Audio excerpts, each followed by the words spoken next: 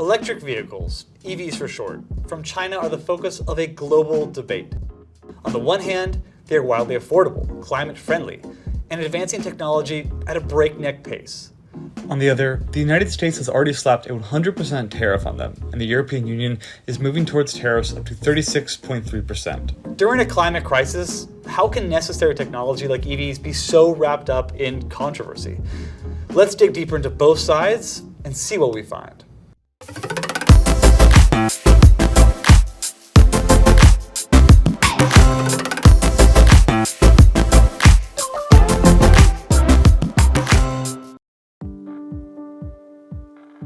Fossil fuel burning cars produce about 10% of the world's CO2 emissions.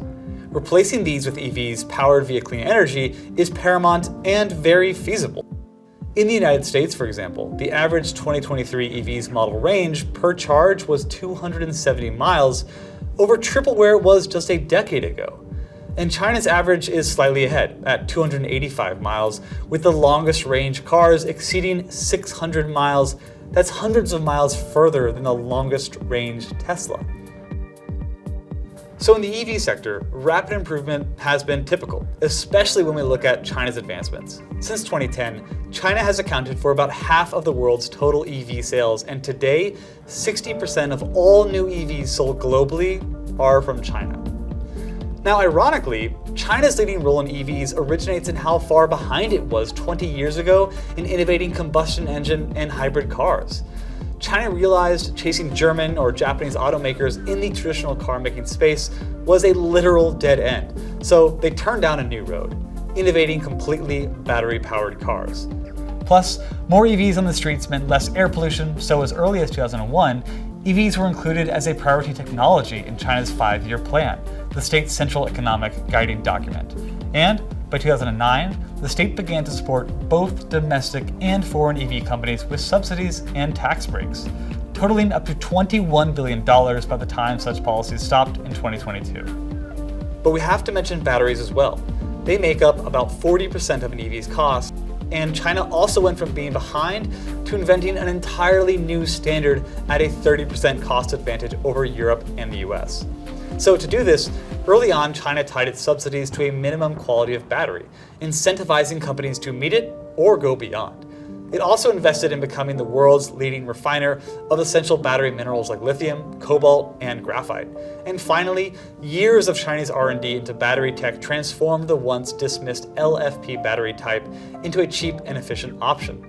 CATL, one of the Chinese companies that led the development of LFPs, now claims 37% of the EV battery market and announced an LFP battery that can charge 370 miles in just 10 minutes this year. So when you compile China's early on policy decisions to pursue EVs rather than fossil fuel vehicles, the years of financial support given to developing the industry, and the battery and supply chain factor, it explains why China's EVs are so competitive and popular.